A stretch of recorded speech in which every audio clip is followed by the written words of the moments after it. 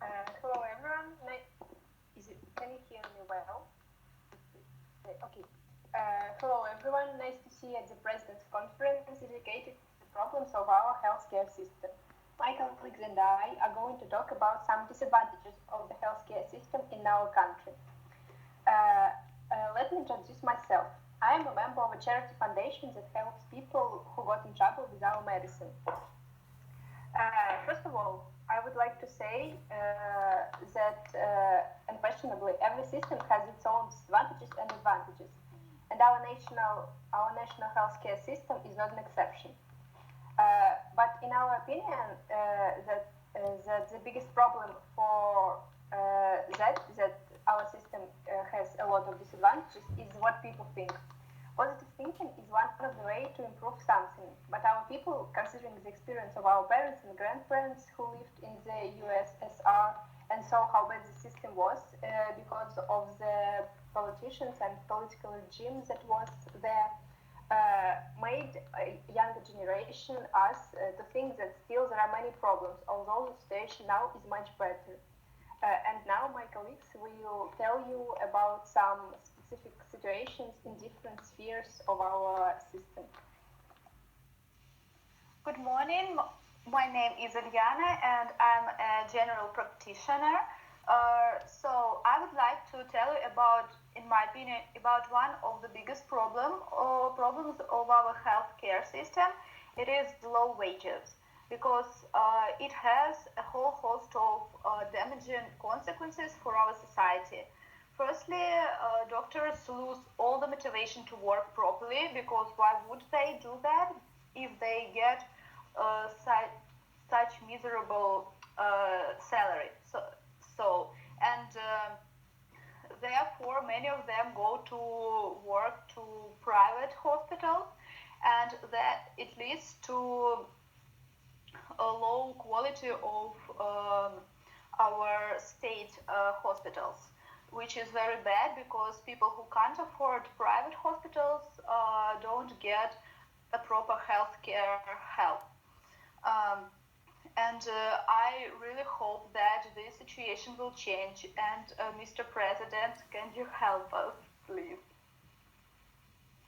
Hello everyone, my name is Daria and I'm a virologist, and today I'm going to tell you about the COVID-19 and the whole situation in Russia with this. So, first of all, I would like to tell you about the problem, about the lack of the personal protective equipment. As you all know, officials said that at least 3 regions in Russia, for example in Siberia and the Far East, have failed to buy this personal protective equipment. So therefore they had to buy Italy's examples, or they just used snorkel masks to protect all medical workers. Secondly, I would like to tell you about the poor organizational structure, because, for example, there is a case when in the hospital personnel didn't isolate people from each other, and even when they took a test, they put them together in one room. So there could be a situation when they caught that virus from each other, even if they have a negative result. And thirdly, the last problem in Russia, as I see it, is that we have outdated medical equipment, which is very poor, and there aren't enough for everyone. And if we see a good situation in Russia, it doesn't mean that everyone in region have such good equipment too.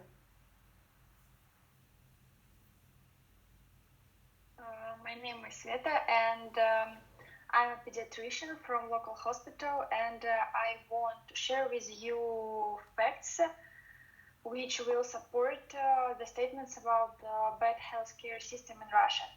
And firstly, I would like to provide the overall situation about healthcare system, especially in numbers. The federal budget plan, which was discussed in the State Duma, contains many remarkable and even alarming parameters. The budget in particular recorded extremely low funding for health. The Accounts Chamber draws attention to this fact. Russia spends less budgetary funds on the treatment of its citizens than even Romania or Brazil. For example, Norway spends 23 times more than Russia to protect their citizens. In particular, it follows from the conclusion of the joint venture that on average for 2020 till 2022, throughout the budget system of the Russian Federation, spending on medicine will amount to only 3% of GDP, which is lower than it was in 2008. However, in the end, now these costs are even lower and will be lower in the next 4 or 5 years. And now I want you to understand what is going on with children's diseases. As I said, I'm a pediatrician. One of the most common is the cancer. In 2018, the number of children who confronted with this danger was 27,000. It is a big amount. It is very, very big numbers. The government allocate funds of $1,300 for each person. For example, the average cost of treatment of cancer diseases in Russia is about $15,000-$20,000. One of the biggest charity funds, which is called World Vida, which provides by businessmen and local people, also try to help these children. Every family who has average wages are forced to collect money from themselves or using internet, just because government doesn't pay attention on it. On the question why part of the budget doesn't go to these funds, they answer that we cannot help everyone. The quotes, which are offered by parliaments, are not enough for treatment of all children. And so, for example, as I said, in 2018, at about 2,000 children have died because of a shortage of money. Hello, my name is Anna Rogacheva, and I'm the general therapist at the hospital number 1 of Pirogov. And I can say that Russian medicine is on a good level. Firstly, Russian medicine is free. In general, in the developed countries, medicine is chargeable, but Russian people have opportunities not to pay for treating an illness. If you feel sick or any part of your body hurts, you can contact to free hospitals. Doctors will help you to find a cure, and therapists can open a direction to other doctors, such as cardiology doctor, surgeon, or immunologist, because therapists can explain the reason of your bad feeling as problems on different fields of your organism. They can prevent the development of the illness or the appearance of other illnesses for free. You don't have to waste money to save your health. It is especially needed because it is really hard to find extra money in your budget or helping yourself to the average class due to the low salaries in Russia.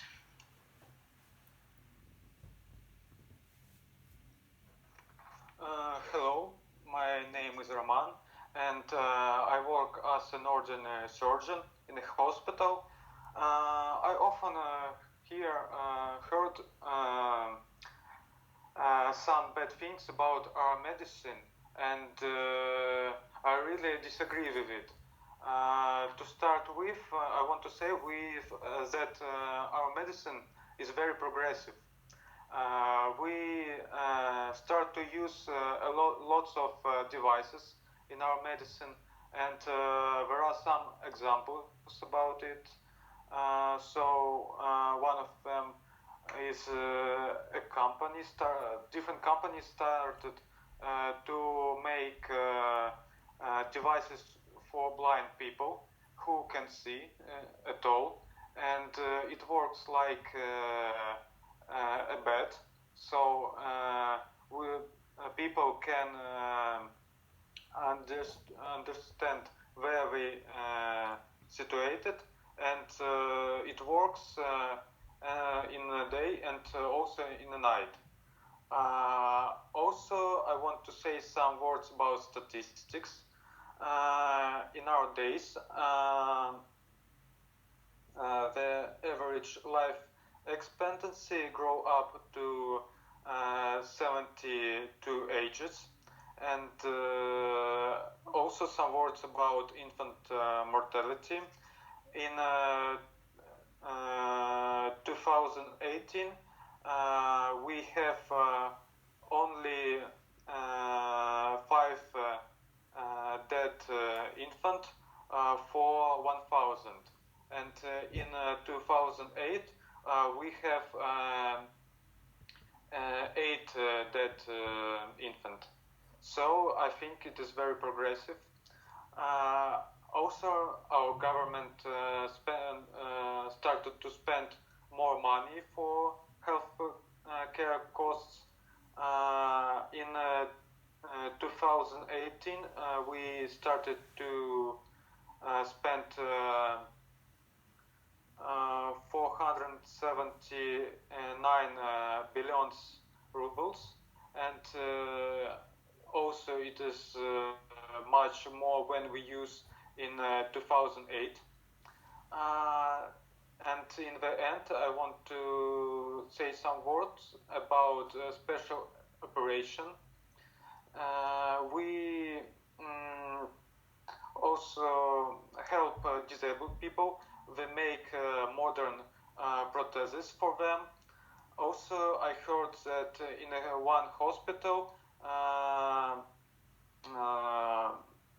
surgeons make a new liver for people, for a man, and it is very progressive too. And the last thing I want to say about special operation and is that we started to use biochips for cancer diagnosis. So that's all.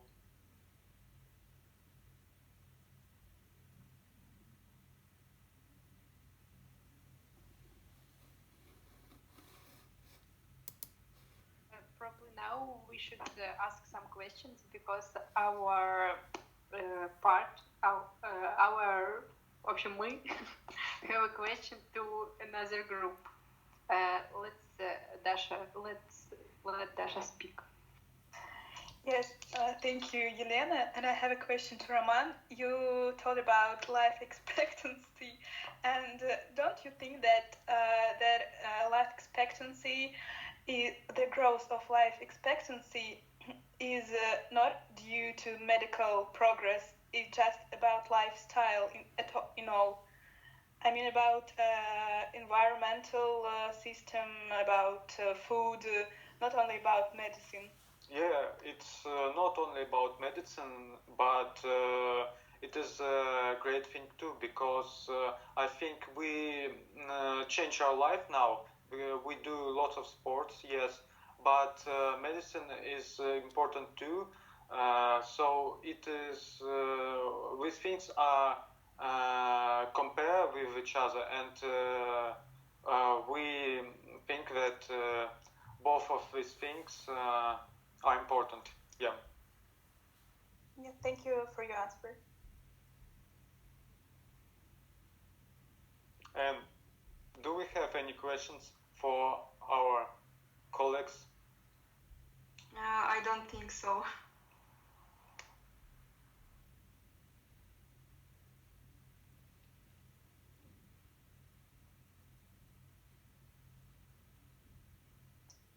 Ну, мы, по-моему, все. Давайте заканчивайте. Как это нужно закончить, если нечего сказать? Мы обрежем, вырежем там.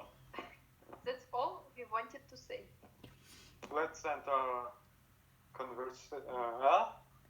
Thank you for your attention. Yeah. Как-то печально все в конце произошло, вы знаете. А куда Джамал делся? Походу, что-то по связи случилось. Со связью что-то случилось, да? Ну, потому что он даже в ВК не заходит. Ясно. Так как с нашими дебатами? Так-то вы подготовились-то неплохо. Но пока у нас только Даша выигрывает, потому что она задала один вопрос. От каждого по вопросу, вперед. Вопрос, либо что-то, что вас не устраивает. Думаем.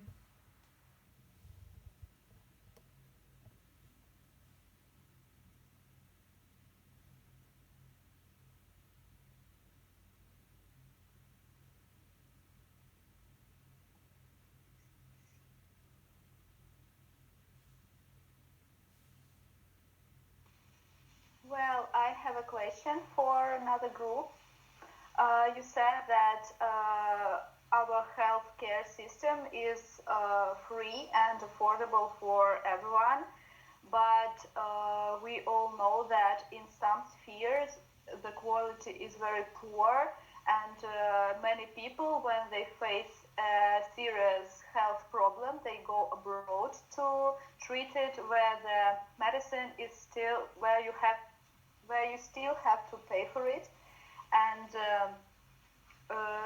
what do you think about it?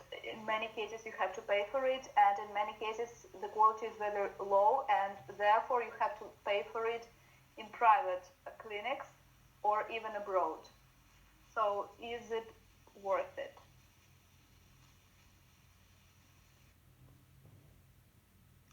So, I think we need some seconds or minutes to think about your question.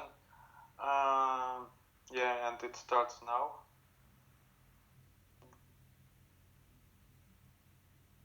Anna, it's your turn to answer because you work in Pirogov Center.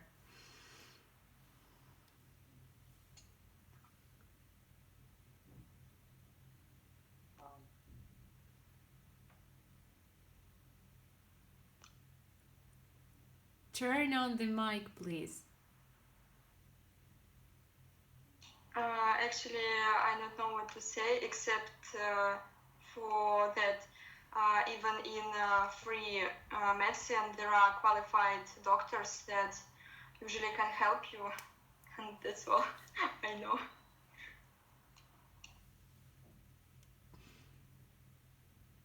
Can I ask a question now then?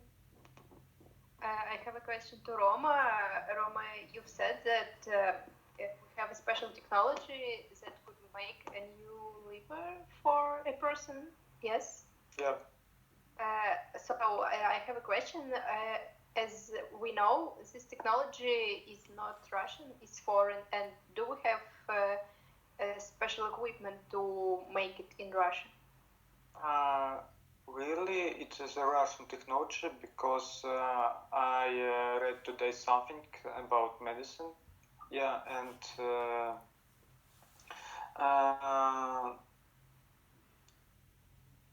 it was in Botkinskaya hospital in 2018, and it is the ill people was a girl, and she has only 20% of good parts of her liver, and so they delayed her liver and make another one. How much did it cost? Was it free, or you and her family had to pay for it? It was really, I don't have such information. Yeah, I really don't know. Okay, thank you for your answer. I also have a question for you. In the end of Roma's speech, there was a statement that on these technologies there are spent a lot of money, and you said that the government выделяют, I don't know how to say, but you understand this money. But how can you explain us that the overall budget on the healthcare system has been reduced? And this can be because of the investments in new technologies, but other sides of our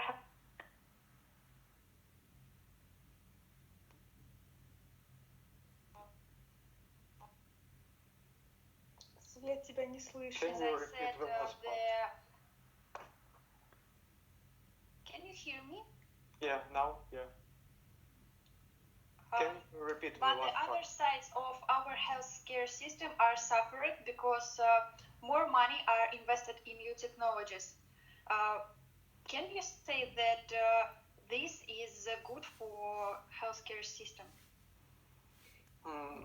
It is a very interesting question. I think that yeah, we spent a lot of money for new technologies, but now we can see examples that also we started to spend money for new buildings, new hospital, and as for now we have disease coronavirus, and we haven't got enough hospital, so we built new ones, and most of the time we can see that new technologies helps us to do it. So we use them, and they help us to do it faster, and yeah, maybe that's all. Okay, thank you.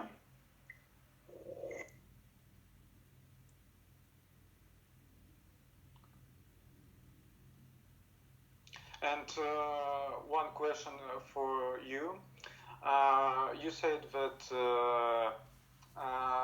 our medicine has a lot of bullshits, and what is the main problem in our medicine, in your opinion?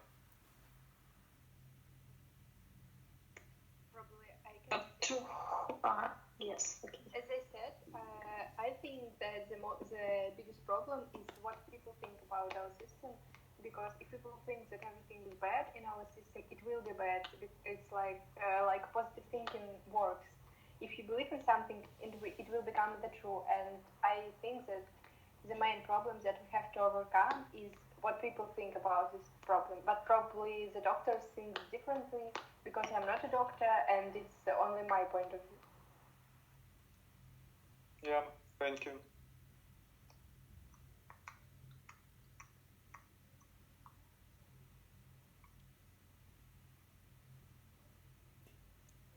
And how are you going? How is it going? What? Anna, it's your turn to ask one question. Let me 1 minute, please.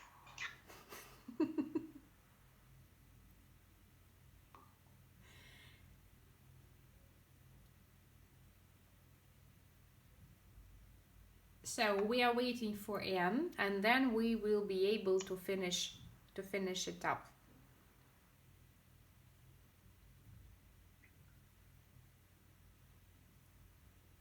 Anna. So the doctor from Pirogov Center doesn't have any questions because he is very shy to answer any provocative stuff, as I understand. Oh, so we need to find out some cases of corruption there then, because she is very frightened, as I see. Thank you very much for this conference. Well done. Let's discuss it in a minute. I will turn off the camera.